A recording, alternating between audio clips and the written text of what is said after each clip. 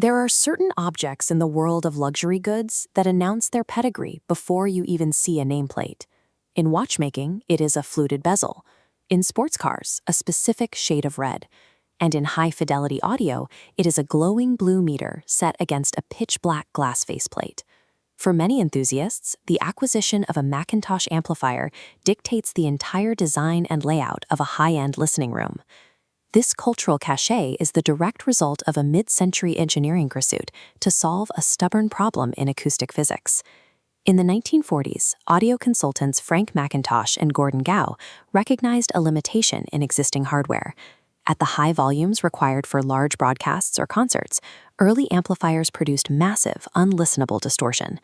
In 1949, they introduced the Univy-coupled circuit, a design utilizing specialized hand-wound bifilar transformers to handle these high-output demands. This animated diagram shows the impact of that circuit. The top wave represents the erratic, clipped signal of a standard amplifier when driven hard. Below, the signal passing through the Unity-coupled circuit remains perfectly smooth, delivering high power with under 1% distortion. This successful pursuit of clean power established an American manufacturing legacy that continues to operate out of Binghamton, New York today. The physical anatomy of the amplifier begins with its unmistakable exterior. Raw sheets of glass are cut with a high-pressure water jet to create the faceplate, which is then finished with the brand's signature Gothic font.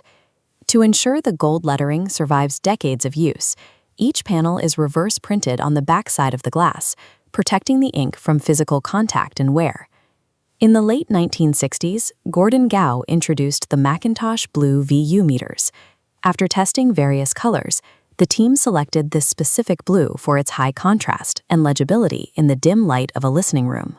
These highly responsive needles provide a precise, real-time measurement of the amplifier's dynamic power output as the music plays.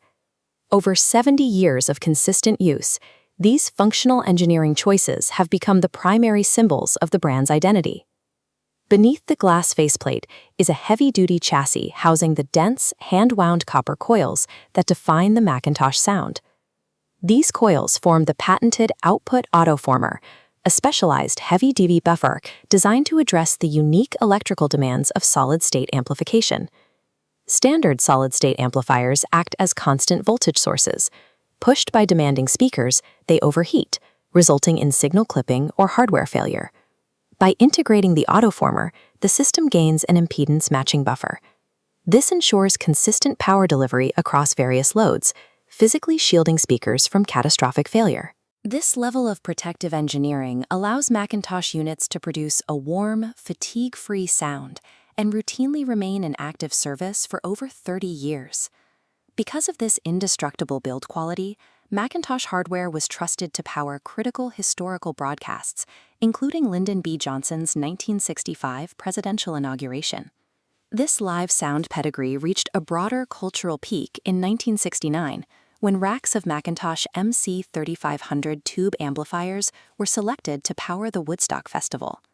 The system delivered clear audio to a crowd of 400,000 people on a sprawling New York farm, maintaining performance through torrential rain and extreme humidity.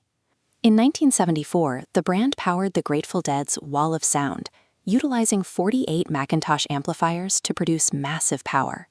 This 28,800-watt system delivered pristine audio for Jerry Garcia and the band. This reputation for stadium-level reliability eventually followed the brand into home listening rooms, where it became the standard for experiencing high-fidelity records. Proving the technology in grueling live environments established a permanent connection between rock and roll history and the prestige of high-end home audio. In the present day, the vinyl resurgence has increased the demand for vintage McIntosh gear from the 60s and 70s. These units retain or even increase their market value decades after they were built, functioning as reliable assets for audiophiles. This legacy recently led to an acquisition by Bose, a move intended to combine McIntosh's high-end prestige with new applications in the luxury automotive sector. Despite this corporate change, the core manufacturing focus remains in Binghamton, where the original design philosophy of handcrafted luxury continues. For many owners, the presence of these amplifiers represents a commitment to the ritual of intentional listening. The hardware is a living tribute to an era of over-engineering, where objects were designed to last a lifetime.